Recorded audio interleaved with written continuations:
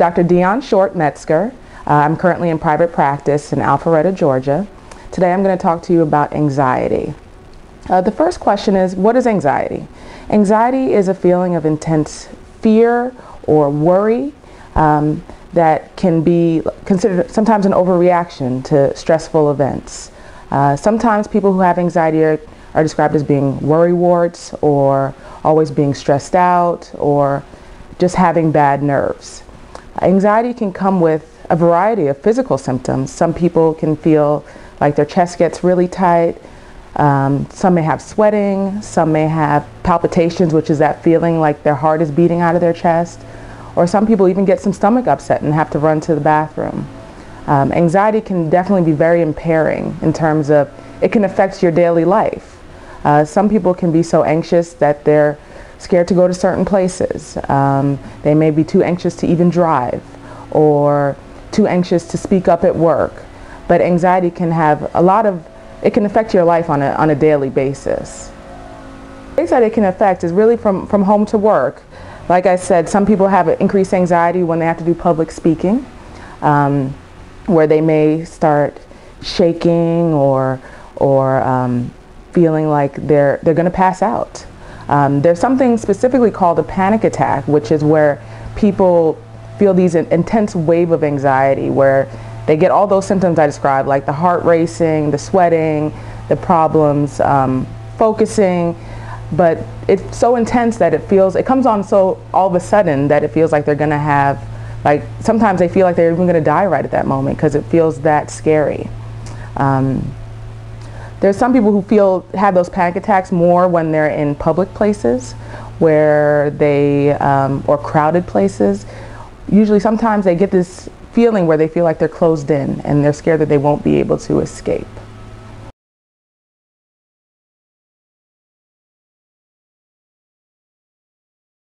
There's a difference between being stressed out and having anxiety.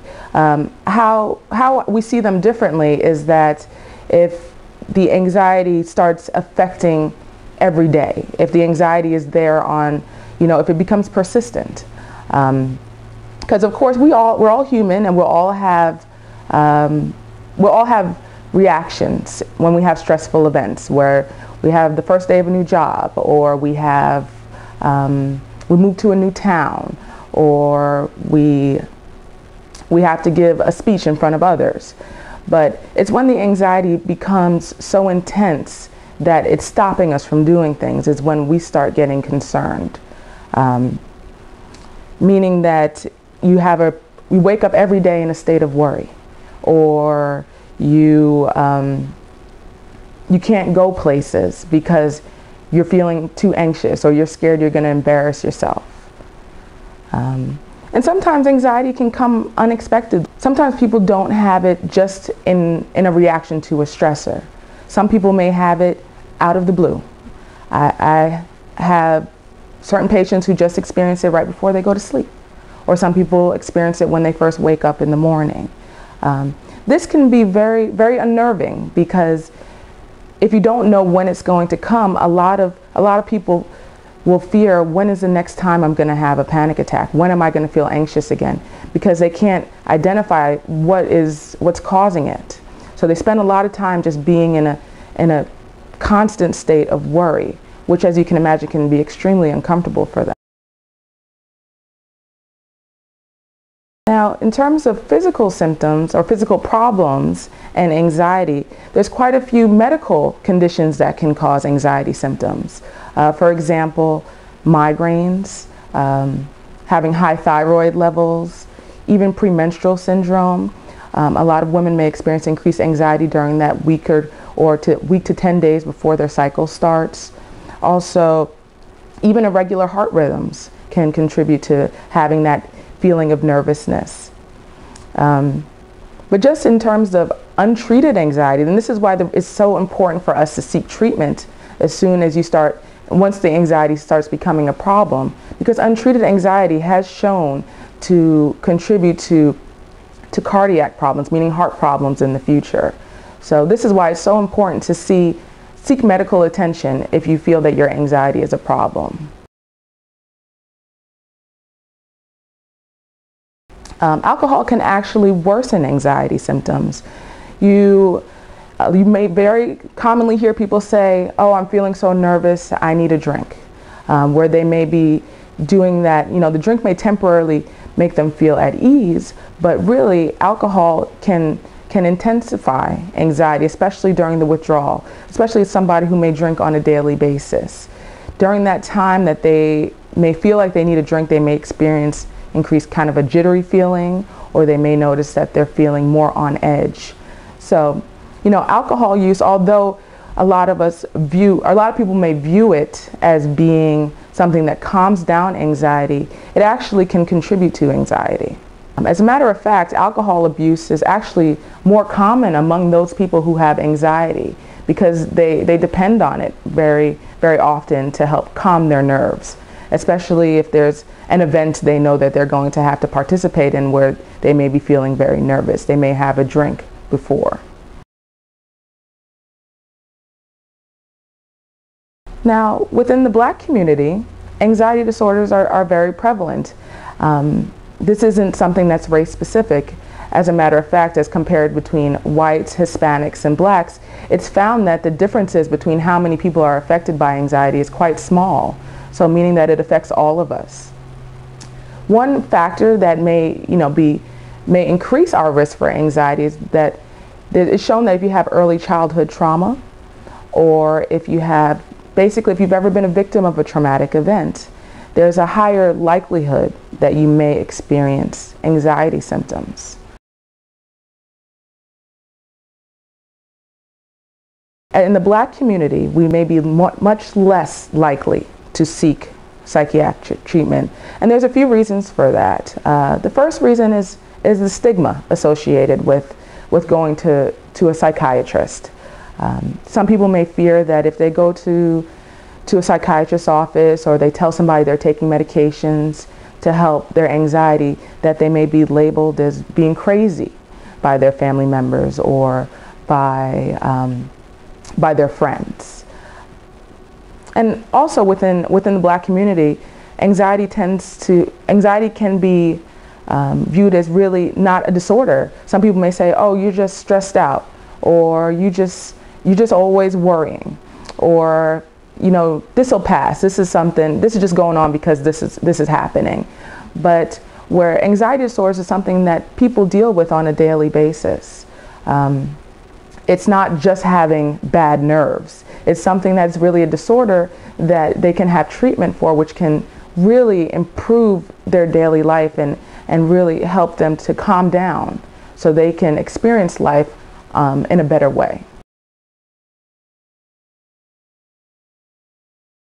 In terms of treatment, we have many options. The best treatment for anxiety is shown to be a combination of therapy and medications.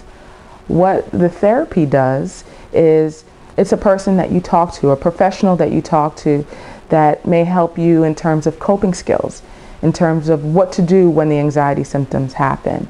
What behaviors can you do to help lessen some of those physical symptoms we were discussing earlier, like the heart racing and the sweating? What can you do to calm yourself down?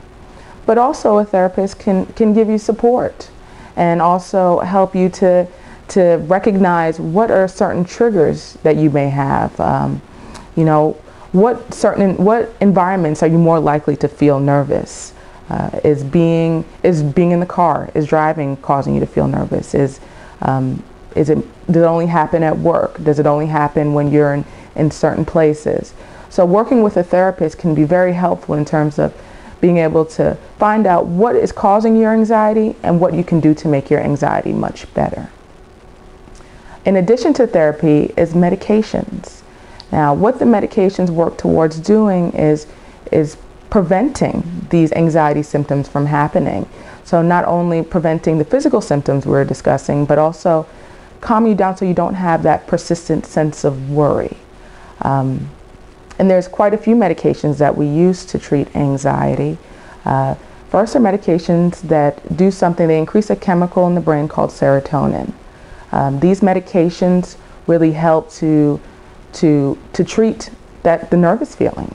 they make a big difference in terms of improving that sense of fear that you may experience, that sense of intense worry, and also prevent the panic attacks we're discussing. Or even if if you don't experience a full panic attack, and you just experience maybe tingling or numbness in your fingers or sweating when you're feeling nervous, it can help to prevent that. And there's also another class of medicines called, they're called benzodiazepines, and these are medicines that are very fast acting. What they do is they work within a matter of 30 minutes to an hour in terms of preventing the physical symptoms that we're discussing, but also preventing that intense. Benzodiazepines that you may be familiar with the names of are Ativan, Xanax, Klonopin, and Valium.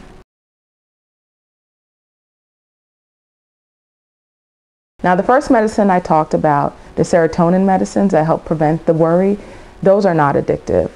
But the benzodiazepines, these fast-acting medicines like Xanax and Valium and Klonopin, you can become dependent on them. So as physicians, we're very careful in terms of how we prescribe them.